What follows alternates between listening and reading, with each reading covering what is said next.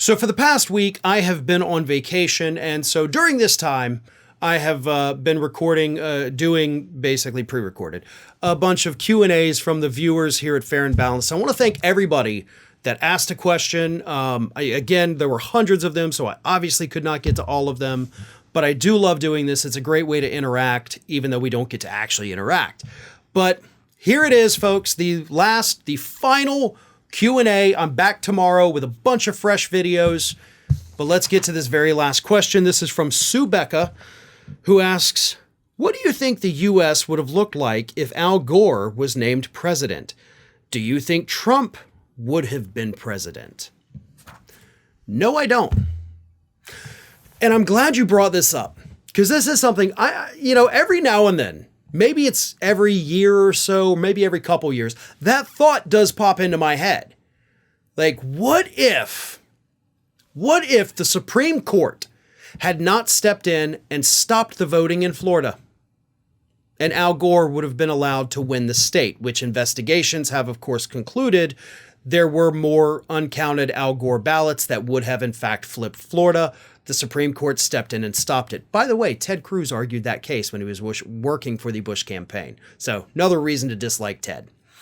Anywho, if the Supreme Court hadn't thrown that election for George W. Bush and put that absolute brain-dead, dumbest president we've ever had in office, no, I don't think we ever would have gotten to the point of Donald Trump. Donald Trump is the result of the dumbing down of the Republican Party. Now, I'm saying here that, the dumbing down started with George W. Bush, but it really didn't. The dumbing down started with Ronald Reagan, right? The former actor who became the governor of California, then he ran for president, acted like a nitwit the entire time he was in office, screwed over the middle class, had basically hugely racist campaigns. That really is what kickstarted the dumbing down, but George W. Bush put it on steroids. Because what happened immediately after George W. Bush and the 8 years of stupid? Well, the next Republican candidate, John McCain, picked Sarah Palin as his running mate. Sarah Palin was so dumb, she made George W. Bush look like a Rhodes Scholar. He looked like he was the president of Mensa compared to Sarah Palin. And then what happened after Sarah Palin? We had Christine O'Donnell, the I'm not a witch lady, running as a Republican, not for president, but for office. That was even crazier. Then we got people like Louis Gohmert. And then, of course, Donald Trump, after the Republican Party had been dumbed down so badly year after year after year, Donald Trump was able to step in, embrace the stupid, and become president, none of which would have happened had we had Al Gore win the 2000 election. I firmly believe that. But that Supreme Court decision put us on this path. Or we may have already been on this path of the dumbed down Republican Party thanks to Reagan, but they definitely accelerated us down that path. And they paved the way for people to get dumber and dumber. Because look what's happened since Trump left office.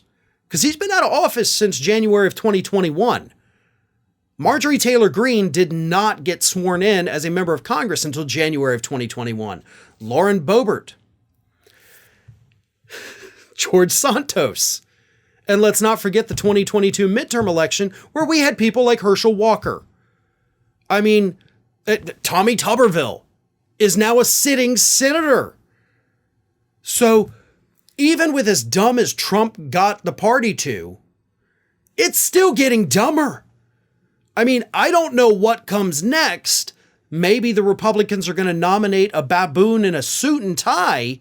But I got to tell you, that would probably be better than a lot of the Republicans out there. But yeah, the dumbing down is all mostly because of that Supreme Court decision in Bush v. Gore.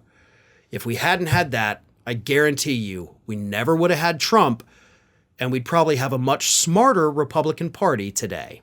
Hey everybody, I don't know if you've noticed this, but we are closing in on a pretty major milestone here at Fair and Balanced as we approach 500,000 subscribers.